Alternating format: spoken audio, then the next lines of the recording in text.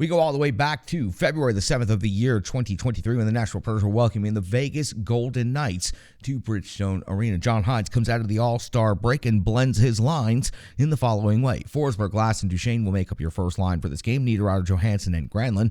Smith, Parsonen, and Sissons. Trennan, Novak, and Genoa are on the fourth line. Your defensive pairings, McDonough and Yossi, Ekholm, and Luzon, with Carrier being out of the lineup. Luzon steps up to the second pairing. Gravel and Fabro make up your third defensive pairing. UC Saros gets the start in at a choppy first couple of minutes to the game. It's 2:35 into the first period when Hill comes up with the first save of the game on Trennan. It's the first shot on goal for either team, and it was bobbled by Hill along the chest plate there. 2:49 into the first period, Saros comes up with his first save of the game, and that's going to come on Amadio. 3:19 of the first, Saros a save on Smith's heavy shot. 5:04 of the first period, Matt Duchene's 15th goal of the season comes off a one-timer from the sharp angle. The captain, Roman Yossi, set it up perfectly. The Predators hold a 1-0 lead just 5:04 into the first period. 5:56 into the first period, Saros comes with a save on March, so at 6:27 though, Vegas ties it up on Amadio's 8th goal of the season. It was a wrist shot after a turnover that beat UC Saros. We're tied at 1 apiece, and before I can finish making that notation, at 6:54 of the first period, Carrier scores his 13th goal of the season, giving Vegas a 2-1 lead very quickly at Bridgestone Arena. It was the captain, Roman Yossi, falling down in the neutral zone, leading to a breakaway for Carrier, and he beats UC Saros. And then easily at 11:58, Kessel, his 10th goal of the season. It was Roman Yossi was beat trying to pinch for a puck in the neutral zone. He's beaten to it. Saros comes up with the initial save, but not enough defensive support, and the jam with numbers leads to Vegas' third goal here in the first period. Vegas now leads the Nashville Predators 3-1 at Bridgestone Arena. 13:04 off the first period. Tommy Novak hits the post on a redirect. 13:32. Saros comes with the save on Carlson. 15:45. McNabb off the box. 2 minutes for tripping of the Preds are not able to generate a single shot on goal. As a matter of fact, it was incredibly sloppy after the initial possession just to start the power play. We hit the end of the first 20 minutes, and it was a sloppy return from the All-Star break for the Nashville Predators. Outshot in the first period 12-4, outscored 3-1. We're 2:58 onto a clean sheet in the second period, and Stevenson's 12th goal of the season is making it 4-1 in favor of Vegas.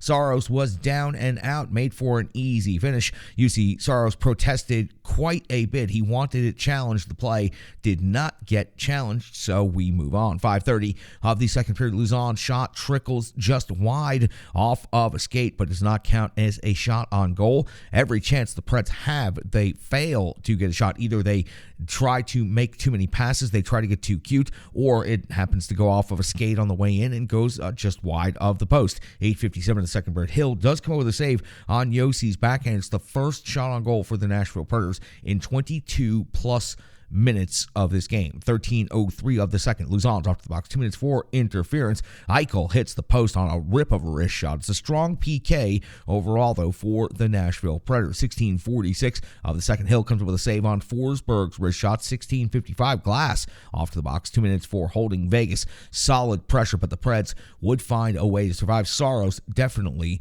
made multiple saves during one scramble sequence. We hit the end of the second period. Vegas out shooting Nashville 21-6 in this game. So the Nashville Predators with 4 shots on goal in the first period and two shots on goal in the second period. Simply not good enough. Coming out of the All-Star break, well rested on home ice against the Las Vegas Golden Knights, it's simply unacceptable to only have 6 shots on goal after 40 minutes, but it's not really going to improve. 4:55 into the third period. Saros comes up with a save on Pietrangelo at 8:47.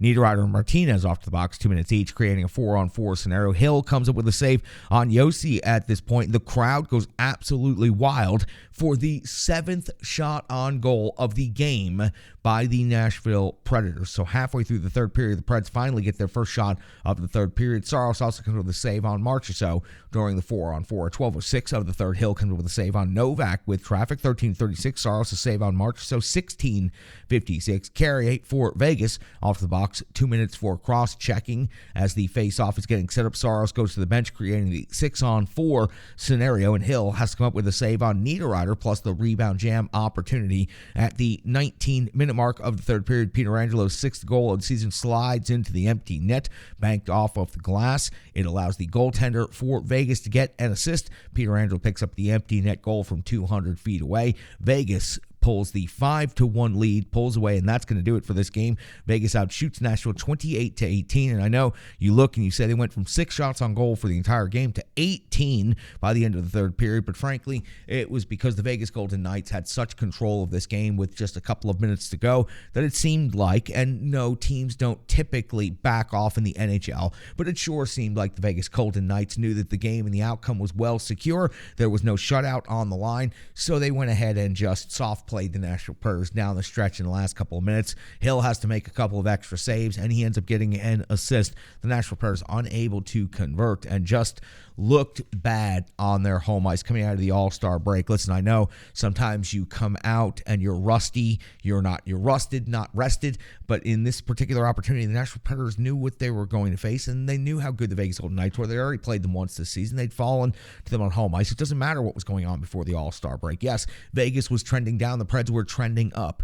Take both teams off the ice for almost 10 days, put them back out there, and see what happens. The Nashville Predators never got out of first gear tonight. They got the first goal of the game, but they were unable to maintain any type of compete level with the Vegas Golden Knights the rest of the way. The Vegas Golden Knights had a number of odd man rushes against the Nashville Predators, and the Preds just couldn't get any offense going in any meaningful way at all. That's the Reaver Sports full game recap. Not the way you want to come out of the All-Star break. The Preds fall 5-1 to the Vegas Golden Knights on home ice, only generating 18 total shots on net. And I'm telling you, that's an inflated number because Vegas kind of backed off there in the last couple of minutes. We'll get some analysis from the Renegades of Puck coming up right after this.